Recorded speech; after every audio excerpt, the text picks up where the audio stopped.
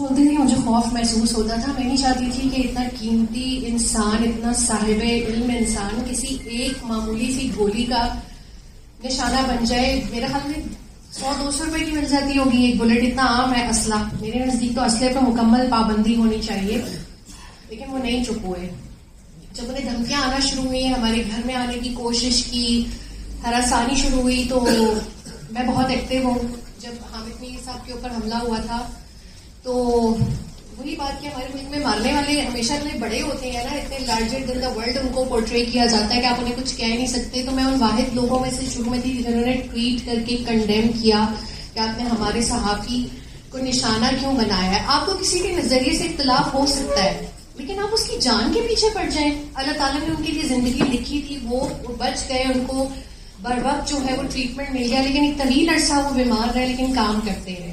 اس وقت 2014 کی بات ہے کہ ہارڈلی ہم کچھ لوگ ہوں گے جو سوشل میڈیا پر یہ کمپین کر رہے تھے کہ جسٹس دے.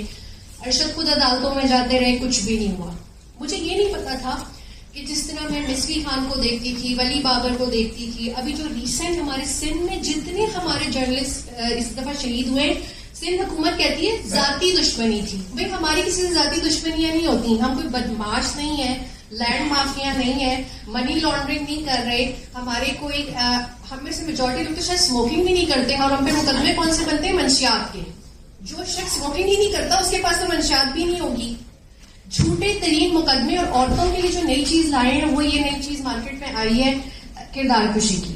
مجھ پہ اتنا غلیظ الزام لگا عدت میں شادی کا کہ میں نے کہا یا اللہ قیامت کے دن حضرت عائشہ سے میں یہ بات کروں گی, اپنا میسج دوں گی کہ آپ کی گواہی تو اللہ تعالیٰ نے قرآن میں دے دی تھی, میں تو بہت حقیر انسان ہوں, میرے کردار کی گواہی کون دے گا کہ میں نے شرعی عدت پوری کی اور میں اب تک اپنے شوہر کے سوگ میں ہوں.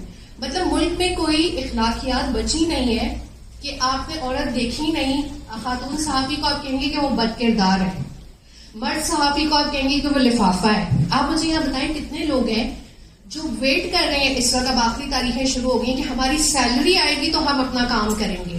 اور یہاں کتنے لوگ ہیں جنہیں لاکھوں میں پیکج مل رہے ہیں, ویسے پیکج جو پی ٹی وی میں لوگوں کو مل رہے ہیں. کیا آپ لوگوں کو مل رہے ہیں پرائیویٹ میڈیا کے اندر؟ بالکل بھی نہیں. ہماری تو نہ کوئی جاب سیکیورٹی ہے, نہ کوئی ہمارے پاس انشورنس ہے. ارشد نے جب یہ سب کرنا شروع کیا, میں نے ان سے کہا کہ چپ ہو جاؤ, پلیز کچھ مت بولو. ابھی ہمارے گھر میں خوشحالی سکون آیا ہے, پہلے ایک اسٹرگلنگ فیز تھا.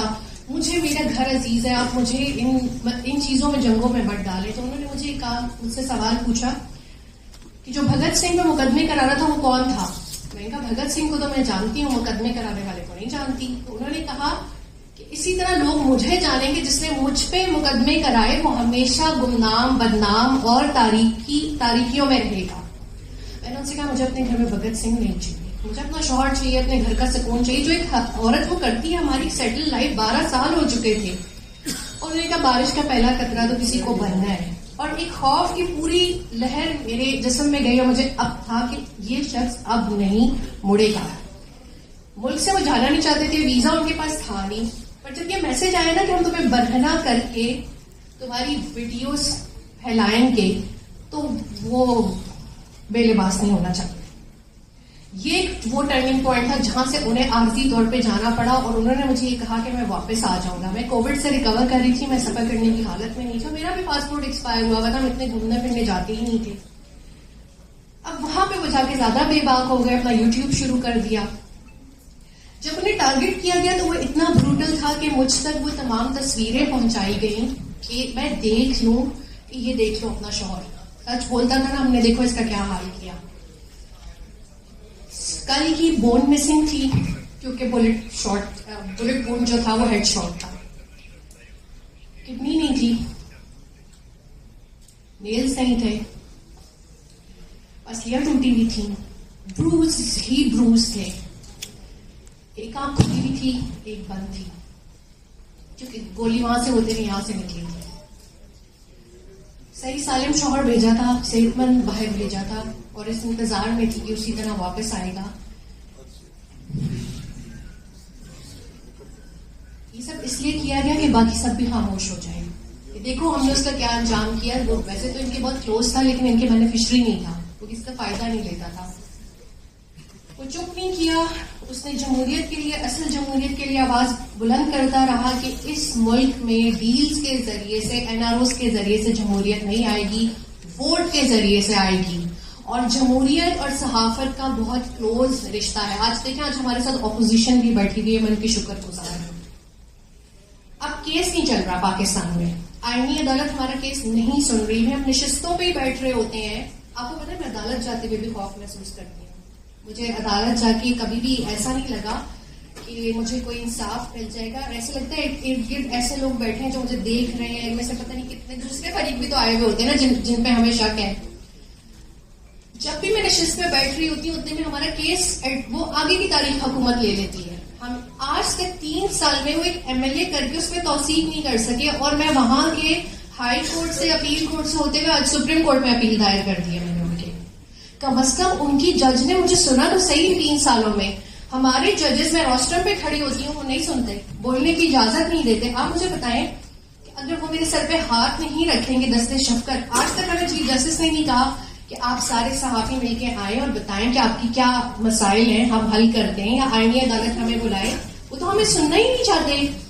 ہمارے پاس بطور سٹیزن کیا ہم بھی تو ایک ستون ہے نا, آپ ہمیں کیوں تباہ کر رہے ہیں؟ اگر ایک ستون ریاست کا گر گیا تو کیا ریاست یوں ہو جائے گی؟ یوں نہیں رہے گی. ہمارے پاس نہ اسلحہ ہے, نہ ہمارے پاس بجٹ ہے, نہ ہمارے پاس بڑے بڑے گولف کلب ہیں, نہ ہماری سوسائٹیاں ہیں, نہ ہمیں ہم سب کچھ اپنے اون پہ کرتے ہیں. تو آپ ہمیں وہ بھی نہیں آپ ہمیں بولنے نہیں دے رہے, آپ ہمیں آئینہ نہیں دکھانے دے رہے. دوسری چیز جو بہت امپورٹنٹ ہے اس کیس میں وہ یہ ہے کہ کینیا میں گولی چلانے والوں کا تو چل رہا ہے کیس, ان کا سپریم کورٹ اب مجھے سنے گا, 1-1.5 سال میں وہ مجھے فیصلہ دے دیں گے وہاں سے. پر یہاں کون سنے گا؟ میں یہ چاہتی ہوں کہ ہم سب اپنا یہ اعلامیہ جاری کریں کہ آپ جوڈیشری کمیشن بنائیں حاضر سروس ججز کا, اور وہ اس کے اوپر کارروائی کرے, اور ان تمام لوگوں کو بلائے جنہوں نے ارشد کو دھمکایا, اس کا شو بند کرایا, اور 16 FIRs والے ان لوگوں کو بلائے جن کے خود جرائم پیشہ اپنے ریکارڈ سے پیچھے.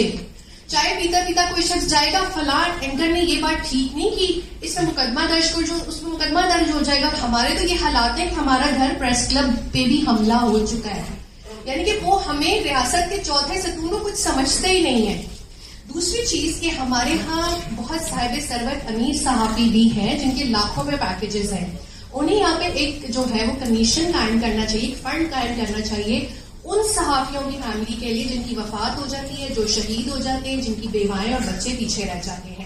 میں نے حامد میر صاحب کی پٹیشن کا حصہ بننے کی کوشش کی اور ان 14 صحافیوں کے نام بھی ڈالے جو ان 2 سالوں میں قتل ہوئے ہیں. اور یہ غزہ کے بعد دوسرا بڑا نمبر ہے کہ ایک ملک میں جنگ بھی نہیں ہو رہی اور 14 صحافی قتل ہو گئے اور سندھ حکومت یہ کہہ کے بری الذمہ ہو جاتی ہے اس کی ذاتی دشمنی تھی, یہ اپنی ذاتی دشمنی کی وجہ سے قتل ہوا ہے. ہمیں ایک تو ہراسانی کے حوالے سے سیریس کمیٹی کی ضرورت ہے کہ جس کو دھمکی آ رہی ہے وہ قتل بھی ہو سکتا ہے خدا نخواستہ, اور جس کی فیملی پیچھے اکیلی رہ جاتی ہے اس کی مدد کرنا ہم سب کا فرض ہے. تو میری آپ سے ایک تو یہ گزارش ہے کہ ہمیں مل کے سپریم کورٹ جانا چاہیے, چیف جسٹس سے ملنا چاہیے کہ آخر ایسا کیا ہے کہ 3 سال آپ ارشد شریف کو دھمکانے والوں, ارشد شریف کا شو بند کرانے والوں کسی ایک شخص کو بھی نہیں بلا سکے. آج تک ہماری مدعیت میں FIR ہی درج نہیں ہوئی. کیا ارشد کی والدہ کا یہ استحقاق نہیں ہے کہ اپنے بیٹے کی قتل کی FIR ان کی مدعیت کسی کوئی تھانے کا کوئی ہے اردلی اس کے نام سے درج ہوئی ہے ایک فیک FIR. آپ سوچیں یہ مقام ہے اس ملک میں انصاف کا.